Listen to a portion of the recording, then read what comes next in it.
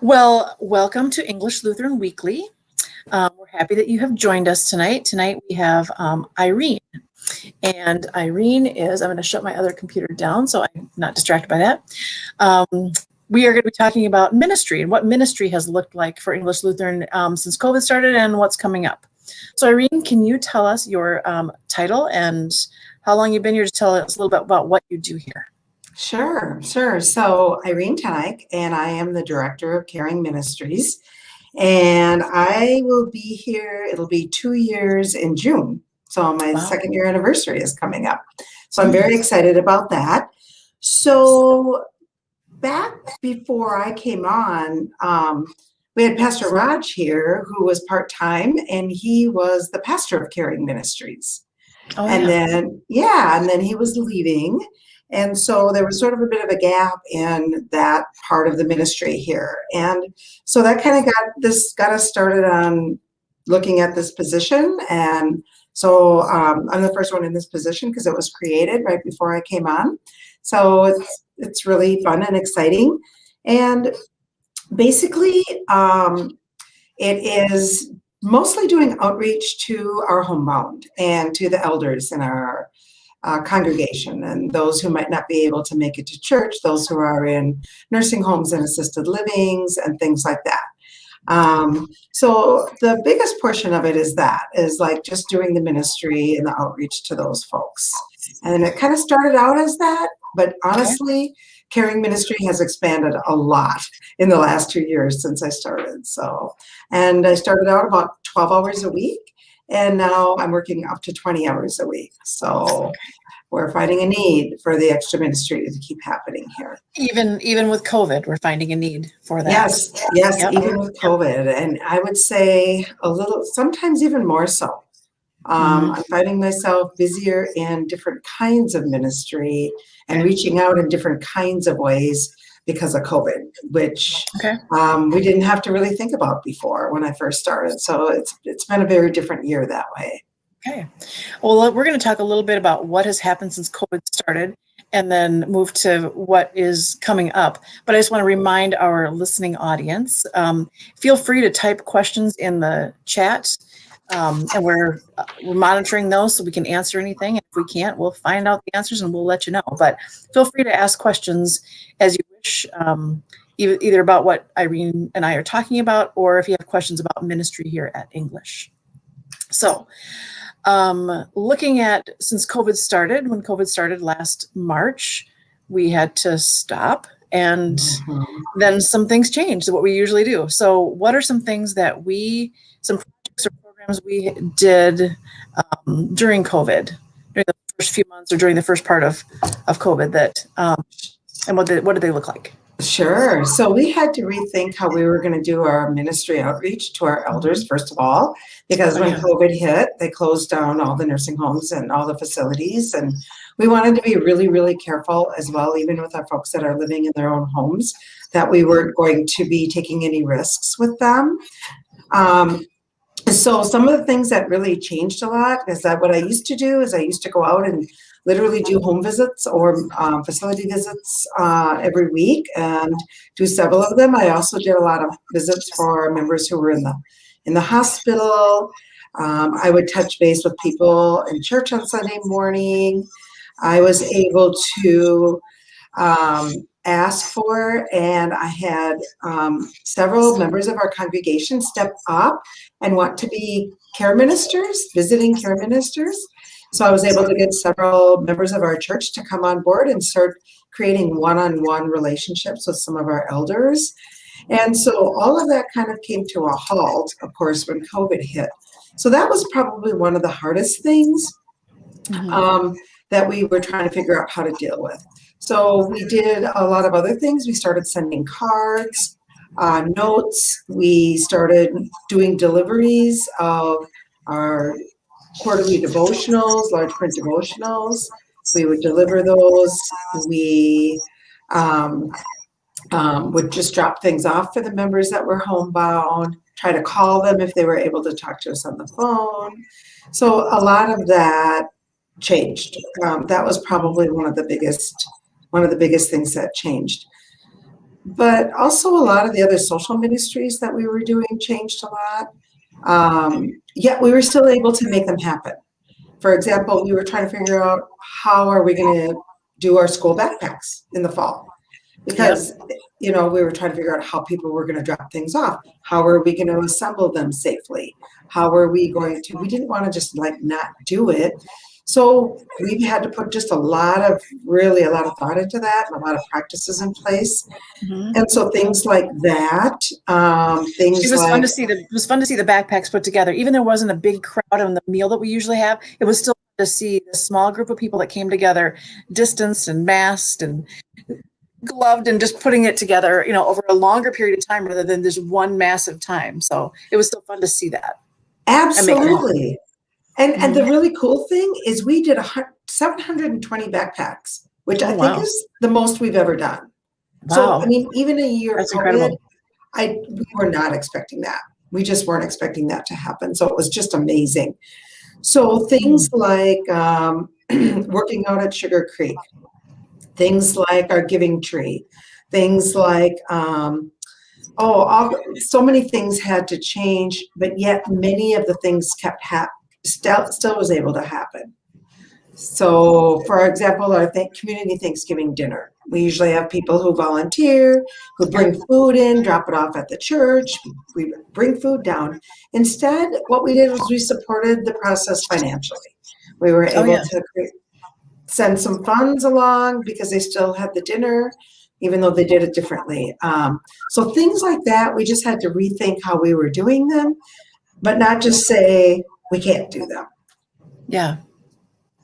So, what comes to mind that I was kind of involved in with confirmation is the faith build projects. They had like faith build kits that confirmation students got credit for if they put together a birdhouse, Mhm.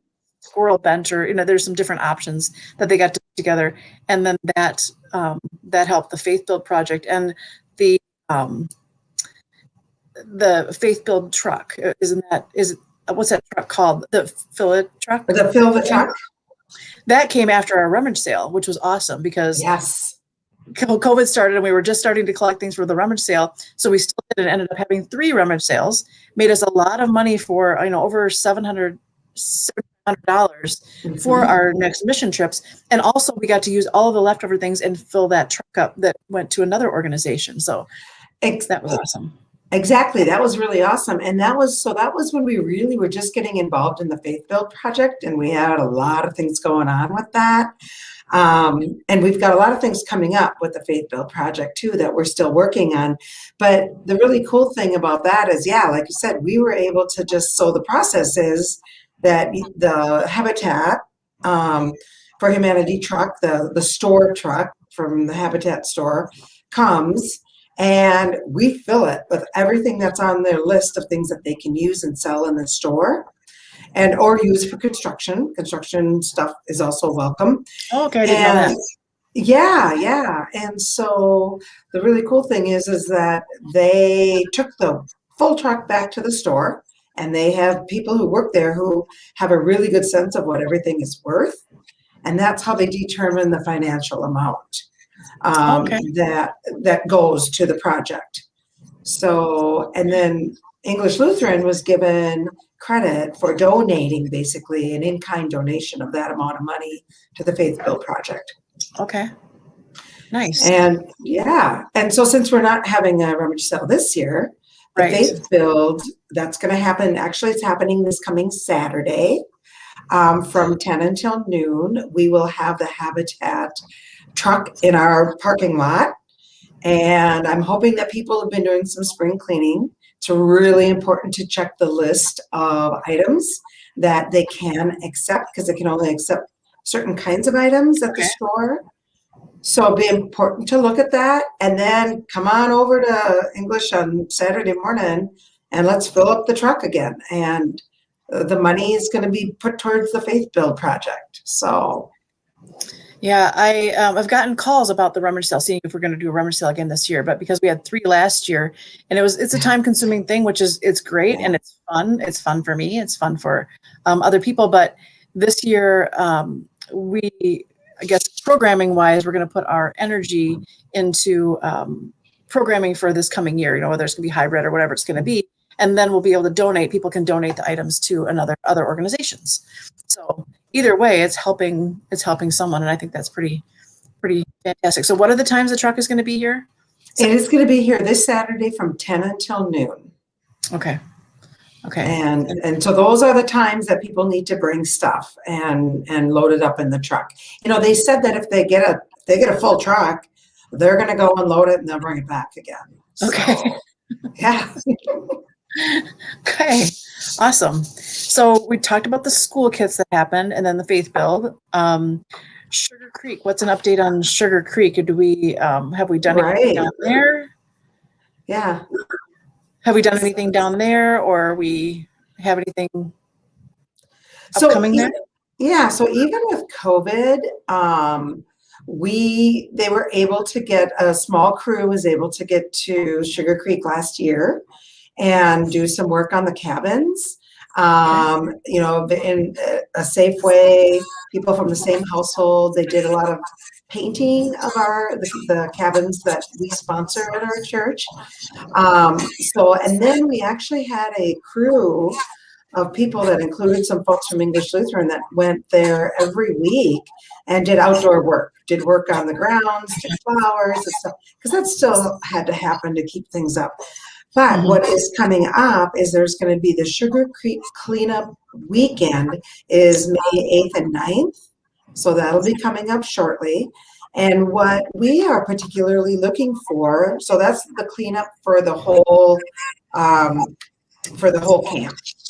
Okay. Anybody can come and be involved in. But the 8th is the day that we are looking for a team of people to go to Sugar Creek and very specifically work on our cabins. They need to be opened up because Sugar Creek's going to be open again now this year for programming. Yep.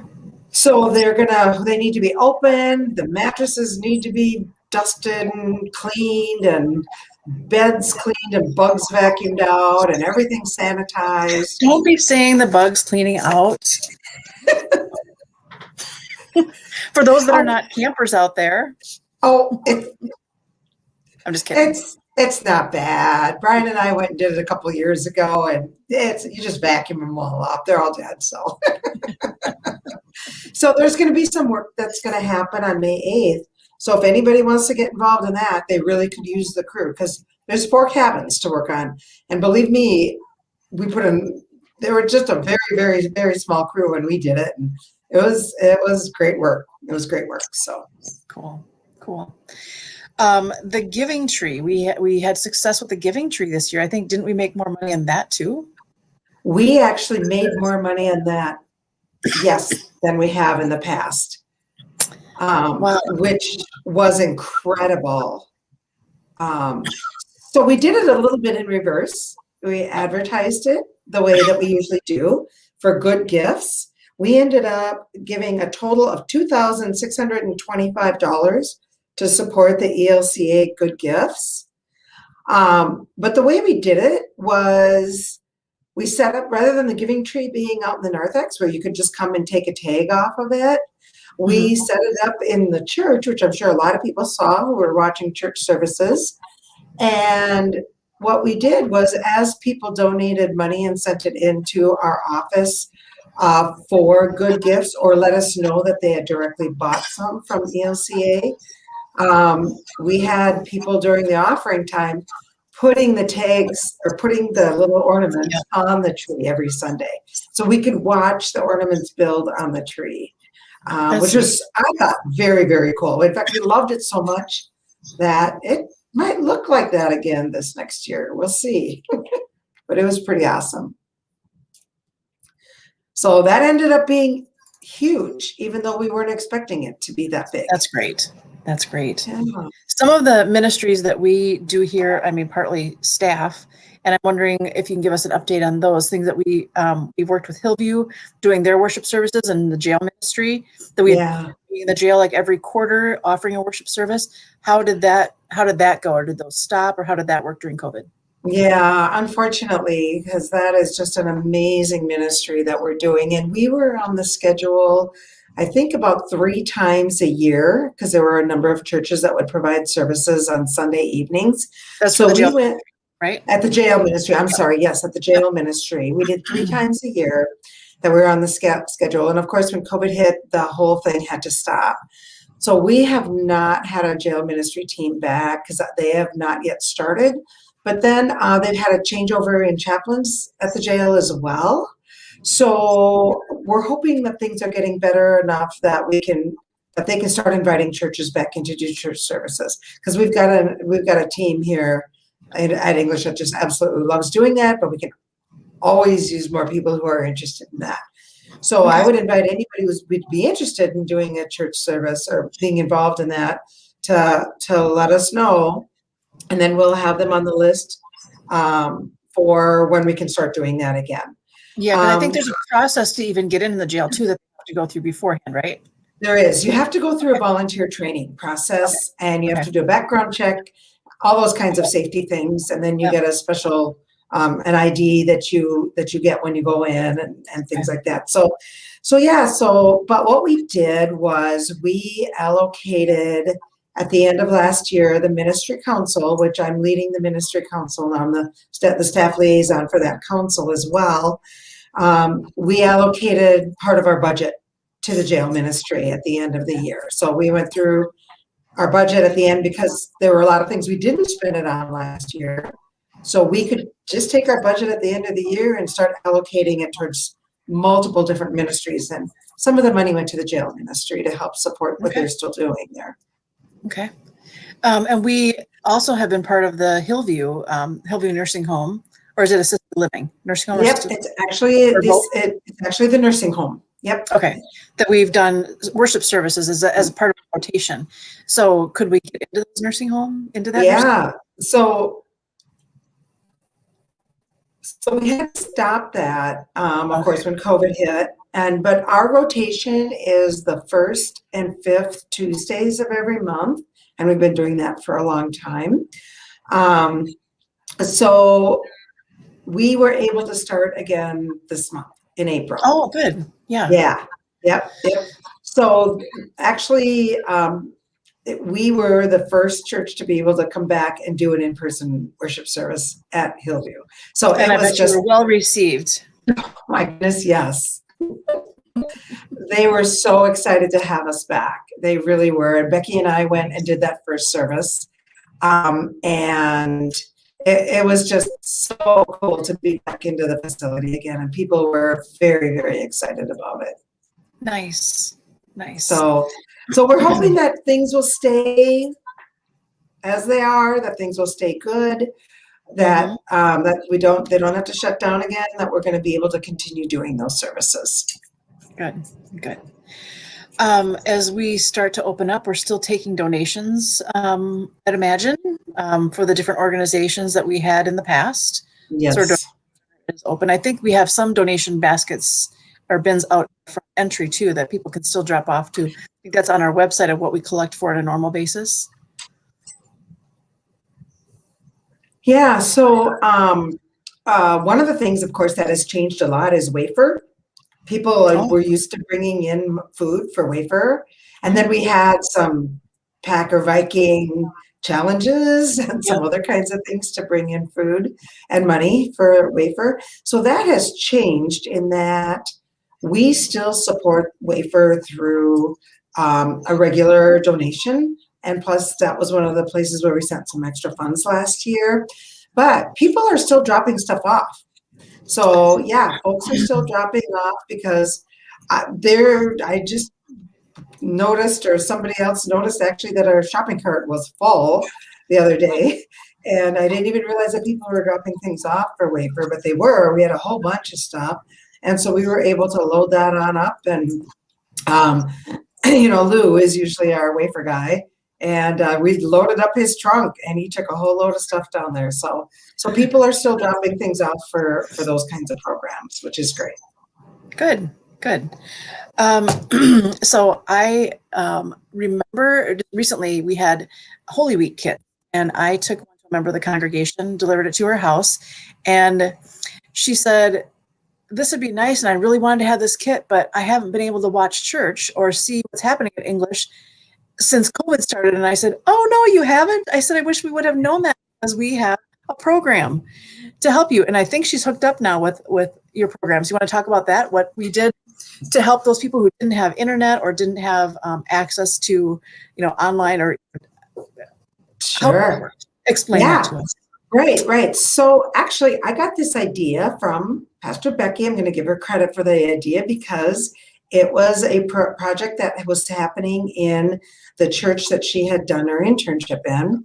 And so she connected me with the people in that church.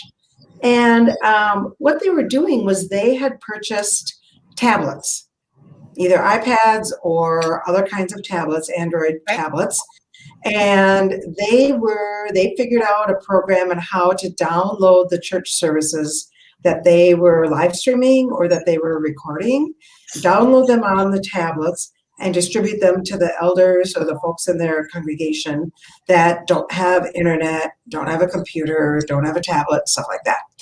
And so that's just kind of how it got started. I was very blessed. I went to the memorial committee. They gave us a $1,000 grant to buy iPads and to buy covers for them. And I worked on the technology for a while and figured out how to download our church services from our YouTube channel. And so I started finding people in our congregation who needed that. People that I didn't know either had no access to church, and realizing that these are folks who've been going to church probably, like 90, 80, 90 years of their life, and all of a sudden they're not in church anymore.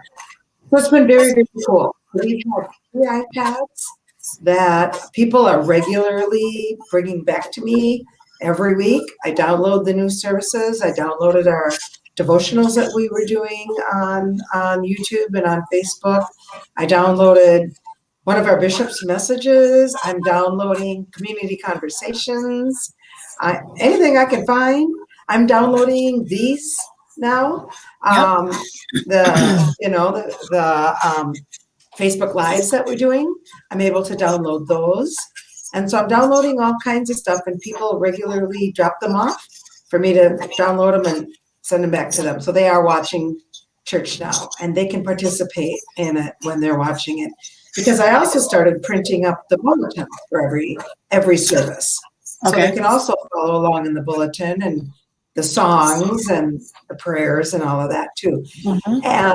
So from your outreach, Nikki, finding somebody else who needed one, and all 3 of the ones that I had were already out with people, I made a pitch to the memorial committee this last Monday morning, and they have allocated more money for me to buy some more iPads.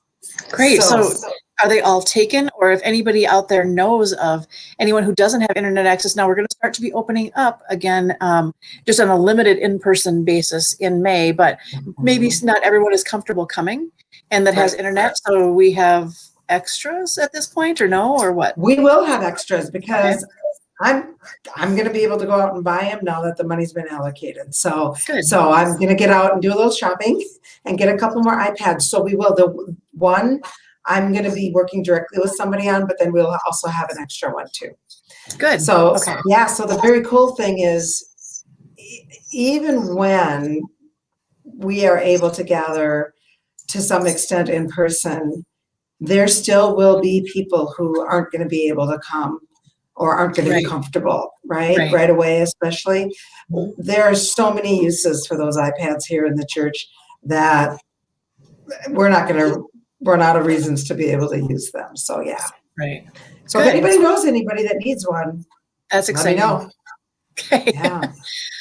John is asking, what about the warming center? What did we do for the warming center? How's that? Even though it's out of season right now, but tell us about what we did for the warming center.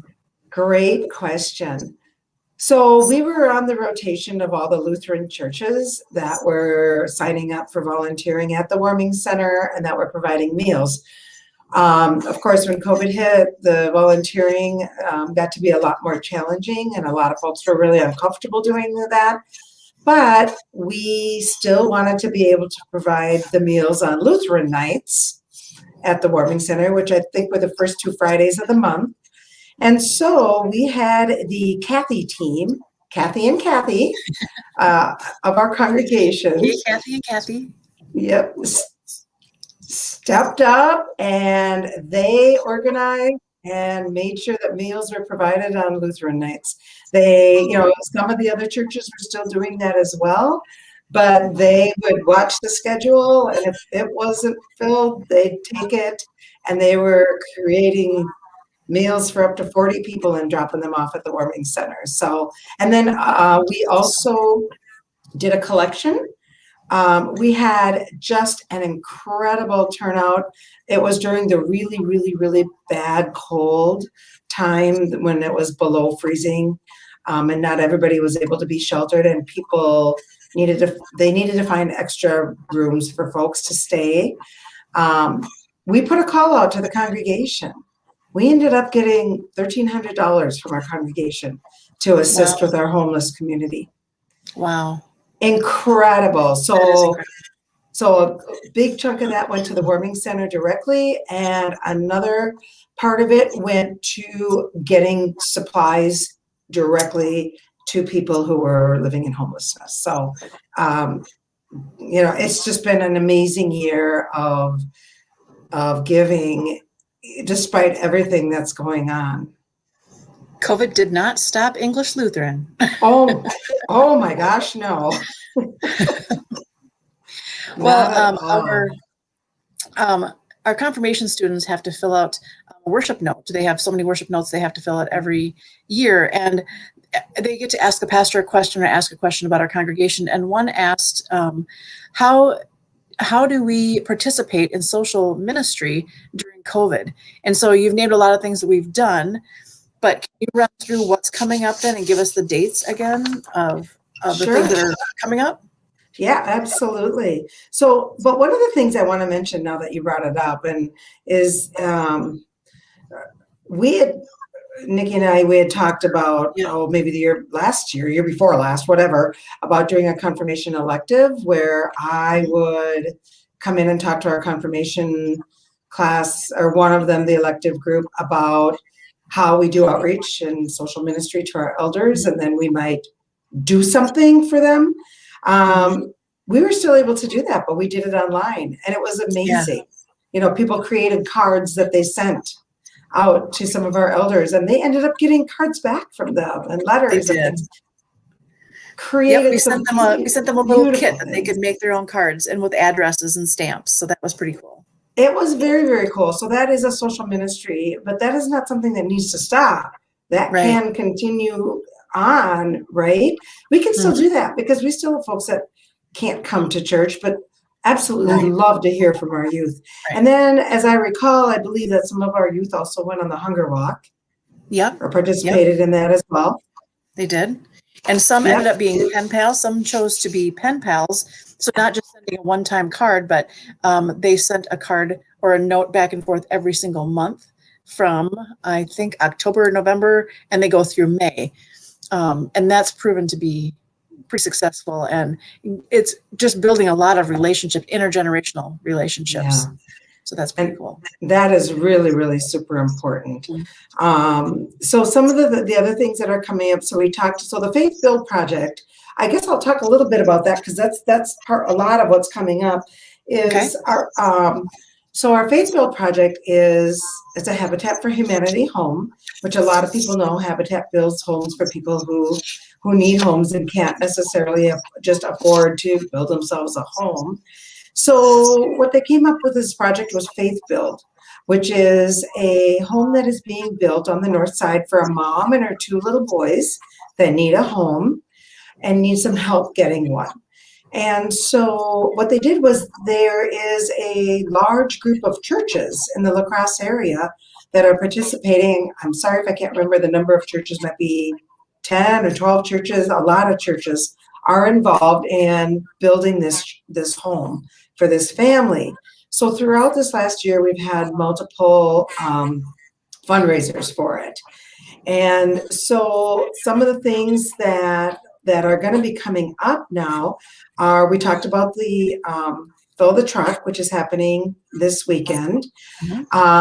May 1st, Saturday, there is going to be a chicken queue, but we need to make sure that enough tickets get sold in advance so we can actually have the chicken queue.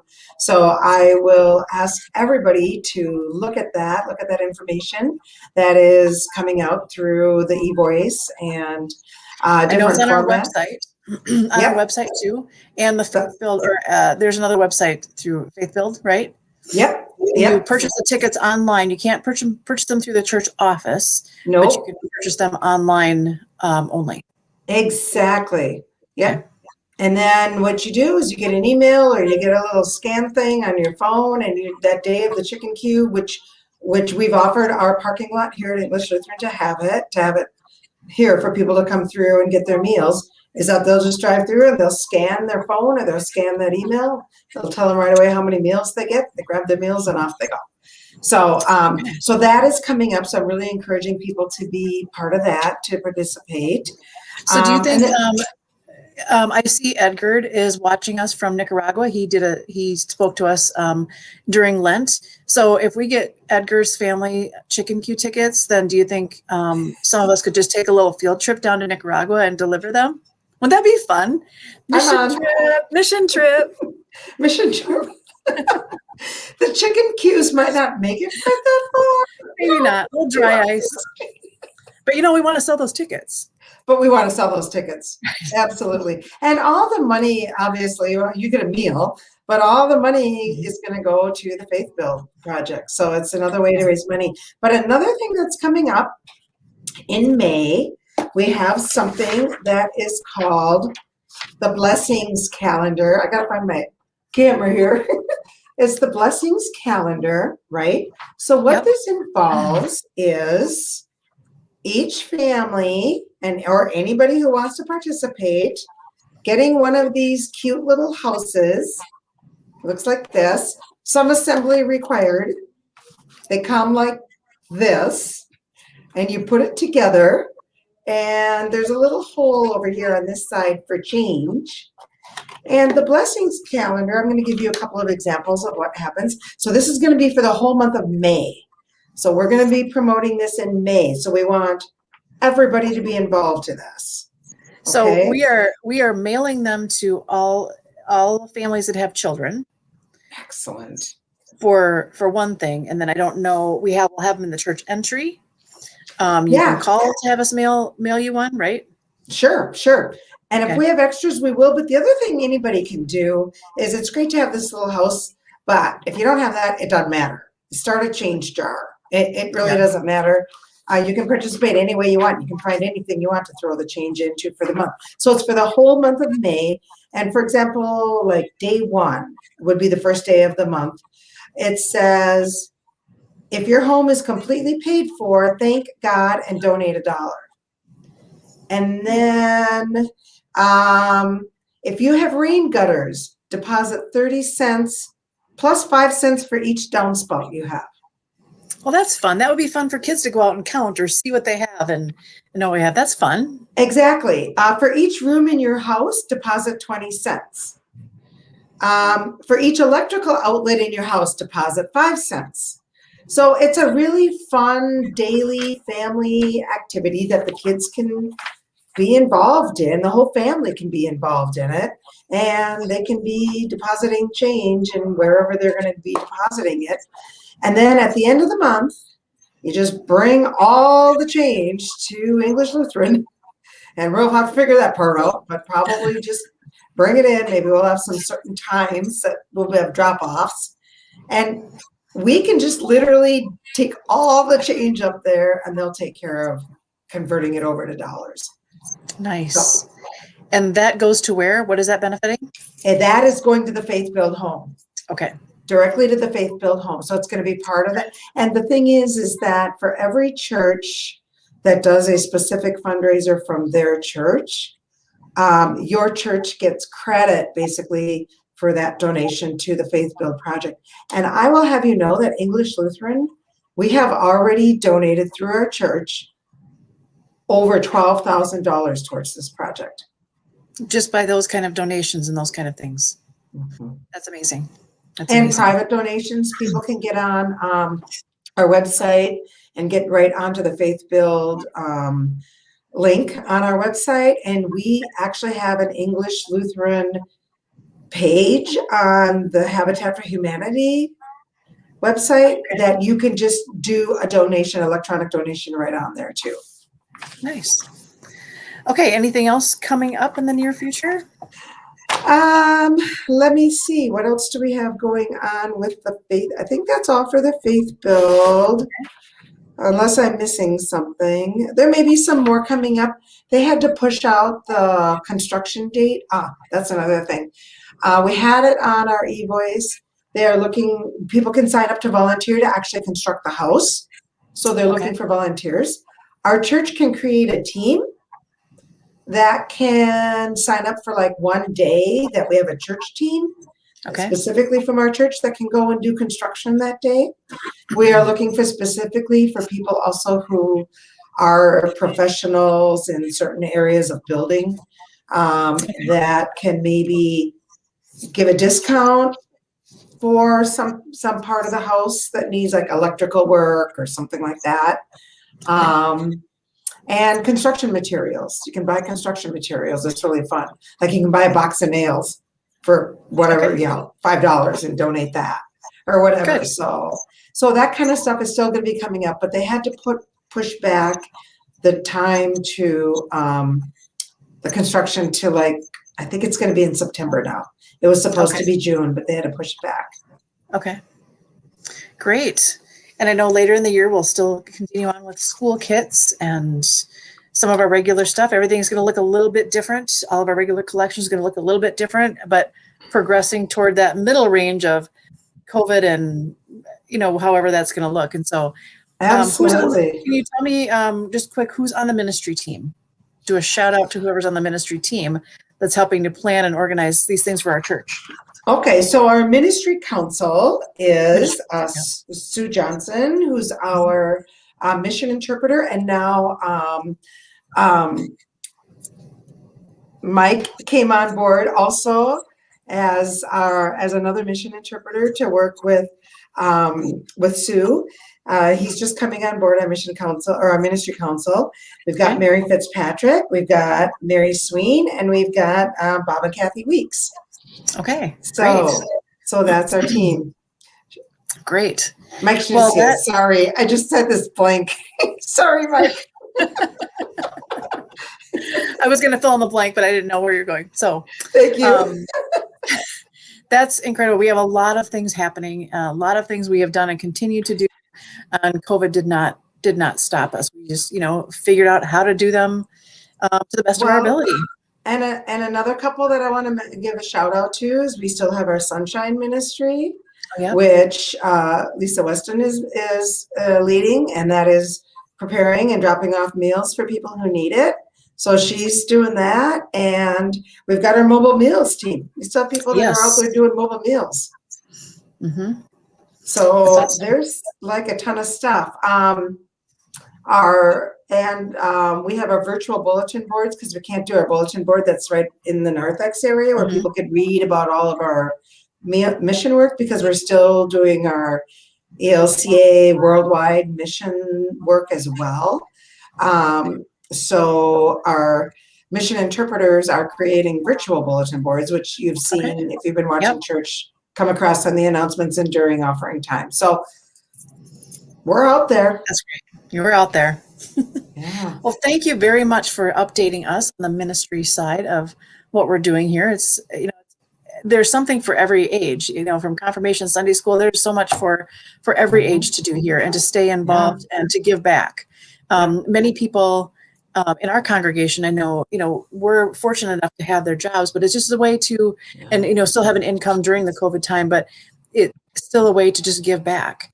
And some people have given time instead of finances because that was their, what they could do. So thank you very much for that update. keep on rocking, keep moving forward. Awesome. Thanks for having me. It's just, for Yeah. me, it's just a blessing to be able to talk about the ministry here, because it's just, sometimes I just sit back in awe at our congregation and what we're all doing, especially, you know, during this really rough last year, to see that the giving has been just incredible, you know. So I just want to give a shout out to, because it just takes the entire congregation and everybody, and the support of all the staff here, that when sometimes if I come up with like an idea and I'm like, hey, let's do this, people are always just jumping on board and really supportive of it. So I just can't say enough about that. So it is just a huge blessing to be here and to be doing this work. So I feel very, very blessed in that. I can hear the excitement in your voice as you talk about all of the things that we're doing. That's neat.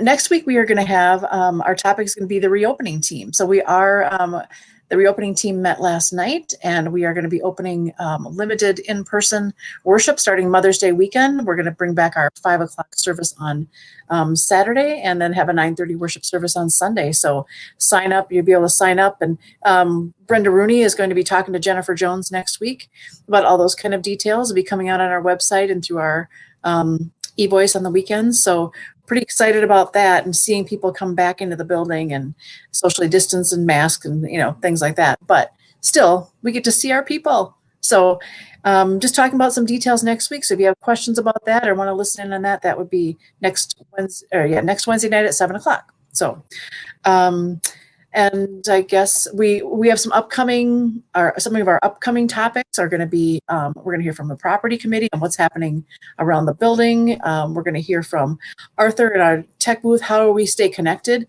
and how did this all transpire, and what are we moving forward technology-wise? We got a lot of great topics coming up. So thank you for joining us, and continue to join us. Irene, I'm going to let you close with a prayer. All right. For our ministries. Pray for our ministries. Yes, absolutely. So I just want to lift up thanks to God for this amazing congregation. I want to lift up thanks for the ministries that we are able to do here, for all of the things that we've been able to continue to do, even through the difficulties of this past year. I just want to thank God for all the blessings that have been bestowed upon our church this last year, and the fact that we are just so able to continue to do outreach, just to care for people, to love people, to let people know that we are still here for them, and to keep connected. And I'm just so very thankful for that. Amen. Amen. Thank you for joining us. We'll see you next week. Thanks.